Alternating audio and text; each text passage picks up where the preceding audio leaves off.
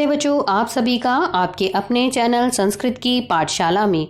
आज हम लेकर के आए हैं क्लास 10th का चैप्टर 10 जिसका नाम है भूकंप विभीषिका अर्थात भूकंप की आपदा। अगर आप इस चैनल पर नए हैं तो चैनल को सब्सक्राइब कीजिएगा और अपने फ्रेंड्स के साथ शेयर कीजिएगा। तो शुरू करते हैं चैप्टर नंबर 10 भूकंप विभीषिका।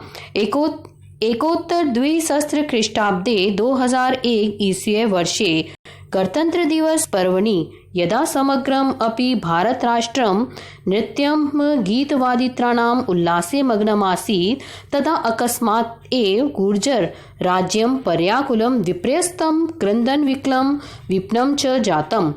क्या अर्थ है इसका कि एकोत्तर 2001 एकोत्तर द्विसहस्त्र मतलब 2000 ख्रीष्टाब्दे मतलब 2001 जो ईस्वी वर्ष में गणतंत्र दिवस के पर्व पर यदा जब समग्रम अपि संपूर्ण जो है भारत राष्ट्र नृत्य गीत वादित्राणाम नृत्य गीत संगीत आदि के उल्लासे खुशी में मग्नम आसीत जब डूबा हुआ था बहुत ही खुशियां मना रहा था। तदा अकस्मात एव तब अचानक ही गुर्जर राज्यम जो गुजरात का राज्य है पर्याकुलम चारों तरफ से व्याकुल बेचैन जो है विपर्यस्तम का अर्थ होता है अस्त व्यस्त। तो चारों तरफ से कैसा हो गया अस्त व्यस्त क्रंदन विकलम और रोने की चीखों से व्याकुल विपनम का अर्थ होता है मुसीबत में विपनम च जातम और आपदा से ग्रस्त हो गया। भूकंप से दारुण विभाषिका और भूकंप की भयंकर जो विभाषिका आपदा ने सारे ही गुजरात को समस्तम अपि गुर्जर क्षेत्रम विशेषेण च विशेष रूप से किसको जो कच्छ जिला था उसको ध्वंसावशेषु परिवर्तिता। ध्वंसावशेषु मतलब कि विनाश के बाद जो बची हुई जो वस्तु होती है उसको ध्वंस अवशेष जो ध्वंस के अवशेष हैं अर्थात खंडरों में उसको परिवर्तिता बदल दिया। भूकंपस्य केंद्रभूतम जो भूकंप का केंद्र बिंदु था वो क्या था भुज नगर। तू मृत्तिका क्रीडानकम एव खंड खंडम जातम जो भुज नगर था वो तो मिट्टी के खिलौने की तरह टुकड़े खंडम खंडम जातम। बहुभूमिकानी बहुमंजिले जो भवन थे क्षणेव एक क्षण में ही धाराशायिनी जातानी धाराशायी हो गए थे एकदम से गिर गए थे। उत्खाता विद्युत उपस्तंभा की जो उत्खाता का अर्थ होता है जो उखड़ गए थे। कौन जो बिजली के विद्युत जो खंबे थे जो बिजली के स्तंभा खंबे थे वो भी उखड़ गए थे।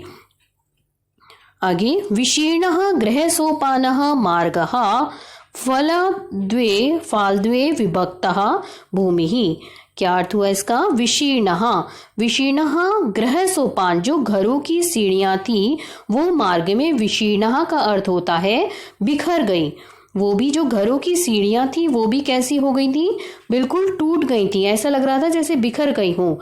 फालद्वये विभक्ता भूमि और जो फालद्वये का अर्थ होता है दो खंडों में और भूमि कैसे बट गई थी जैसे दो खंडों में भूमि दो भागों में बट गई थी।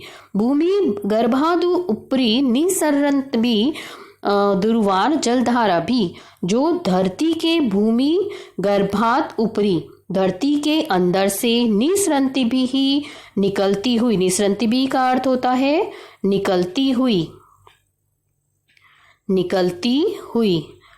निसरंती भी का अर्थ है निकलती हुई। और दुर्वार जलधारा भी जिनको रोकना कैसी धारा थी वो जिनको रोकना भी संभव नहीं था। जलधारा भी जल की धाराओं से महाप्लावन दृश्यम उपस्थितम कैसा दृश्य उपस्थित हो गया था बाढ़ का दृश्य जो है वो उपस्थित हो गया था वहां पर। और सहस्त्रिमितः प्राणी तु जो हजारों प्राणी थे तू क्षण भर में ही मृतः मर गए। ध्वस्त भवनेषु जो टूटे हुए भवन थे, संपीड़िता सहस्रोशो अन्ये सहायतार्थम करुणा करुण क्रंदती स्म। जो ध्वस्त भवन थे, टूटे हुए जो भवन थे, उनमें फंसे हुए हजारों लोग जो है दूसरों से अन्य सहायतार्थम, अन्यों से दूसरे लोगों से सहायता के लिए बहुत अधिक करुणा स्वर में क्रंदंती स्म, चिल्ला रहे थे। हा देव, हाय दुर्भाग्य। शुच्चाम कंठः, जो भूख से सूखे हुए गले वाले। मृत प्रायः केचन शिशवस्तुम ईश्वर कृपया, जो कुछ बिल्कुल ऐसे हो गए थे जिनके गले सूख चुके थे। कुछ बच्चे जो थे, केचन शिशु तु, कुछ बच्चे तो ईश्वर कृपया, ईश्वर की कृपा से ही द्वित्राणी 2-3 दिन तक जीवनम धारित्वंतः, जीवन धारण कर सके थे। कुछ बच्चे ऐसे थे जो 2-3 दिन तक भी जिंदा रहे थे।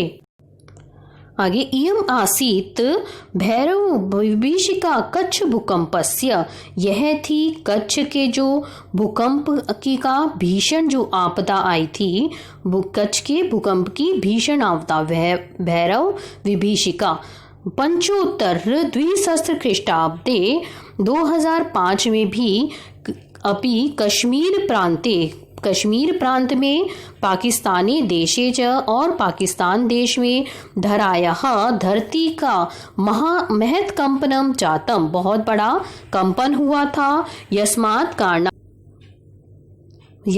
कारणात् लक्ष्य परिमितः जनः अकाल काल कवलितः। यस्मात् कारणात्, जिसके कारण जो लाखों लोग थे वो अकाल ही, बिना मृत्यु आए ही, बिना मौत के ही, बिना ही मौके के, काल कवलितः मतलब मृत्यु को प्राप्त हो गए। पृथ्वी कस्मात् प्रकंपते, पृथ्वी जो है वो किस लिए, किस कारण से कांपती है।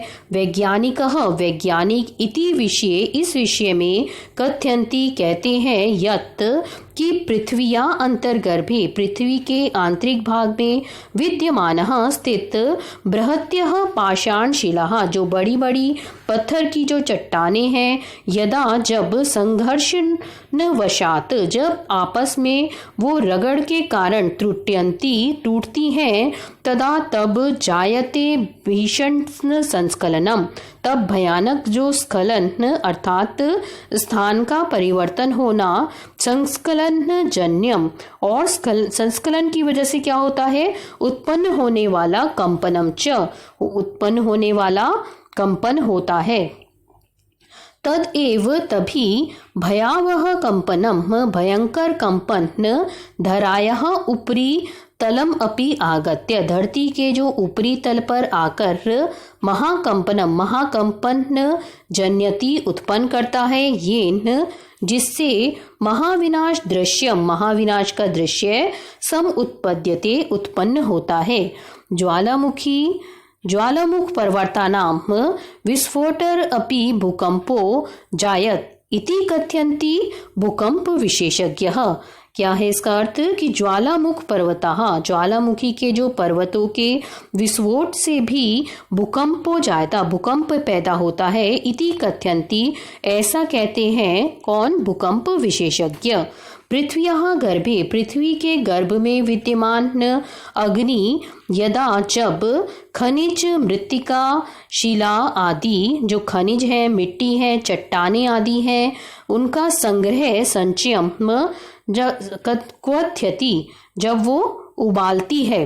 क्वथ्यति का अर्थ होता है उबलना, या उबालती है या तपाती है, उबालती है या तपाती है। जब पृथ्वी के अंदर खनिज, मिट्टी और जो पहाड़ हैं, जो चट्टाने आदि के संग्रह जो हैं, वो उबालती है या तपाती है, तदा तब तत्सर्वम एव, वह सारा ही लावा सताम उपेत्य, लावा बनकर दुर्वार्गत्या धराम पर्वतम, न रोकी जा सकने वाली से कैसे हो जाता है, धराम पर्वतम, धरती या पर्वत को, विदार्य, विदार्य का अर्थ होता है फाड़कर, बही निष्क्रामती, बाहर निकलता है।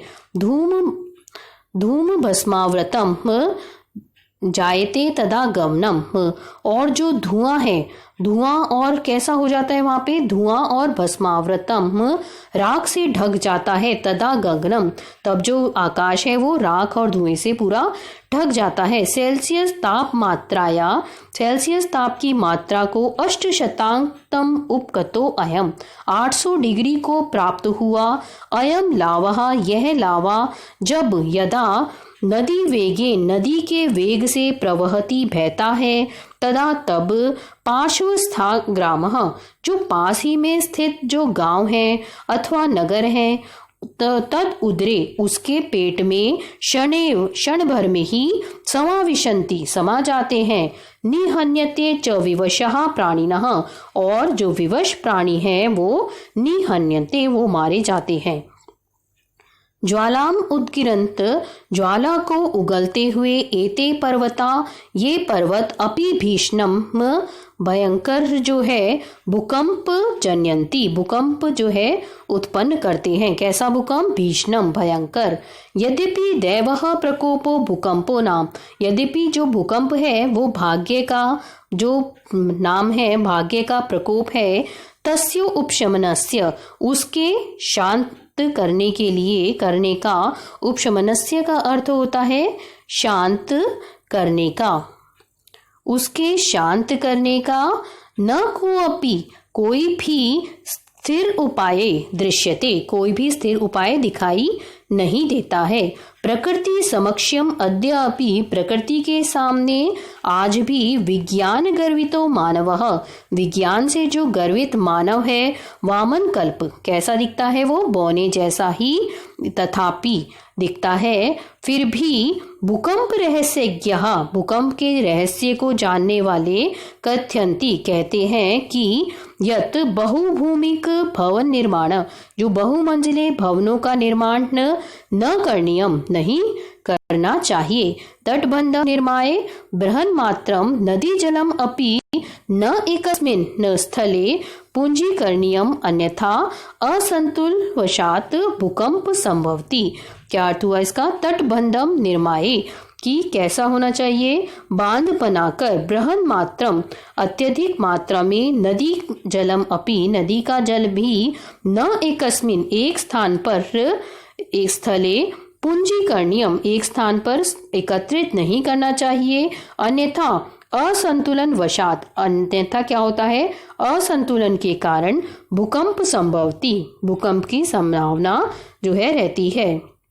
वस्तुतः शांतानि एव पंच तत्वानि, वास्तव में जो पंच तत्व हैं, कौन कौन से पंच तत्व हैं, क्षिति, जल, पावक, समीर, गगन। तो ये कौन से हुए, पृथ्वी, जल, पावक, अग्नि, समीर, वायु तथा आकाश, गगन, भूतलस्य तथा आकाश, शांत रहकर ही योग क्षेमाभ्याम कल्पन्ते, भूतलस्य, भूतल का जो योग है, तथा योग क्षेमाभ्याम, तथा क्षेम प्राप्त की रक्षा कर सकते हैं। अशांतानि, अशांत होने पर, खलु, निश्चय ही, तान एव, निश्चय ही वे ही, महाविनाशम, महाविनाश को उपस्थाप्यन्ति, उपस्थित कर देते हैं। तो यहाँ हमारे चैप्टर 10 की हिंदी खत्म होती है। नेक्स्ट वीडियो में हम इसके क्वेश्चन आंसर करेंगे। अगर आपको ये वीडियो पसंद आया हो तो इसको, चैनल को सब्सक्राइब कीजिएगा और अपने फ्रेंड्स के साथ शेयर कीजिएगा। और अगर आपने हमारे पहले वाले वीडियो नहीं देखे हैं तो उनकी प्लेलिस्ट आपको नीचे डिस्क्रिप्शन बॉक्स में मिल जाएगी, वहां से आप देख सकते हैं। नेक्स्ट वीडियो तक के लिए वेट करिएगा, तब तक के लिए धन्यवाद।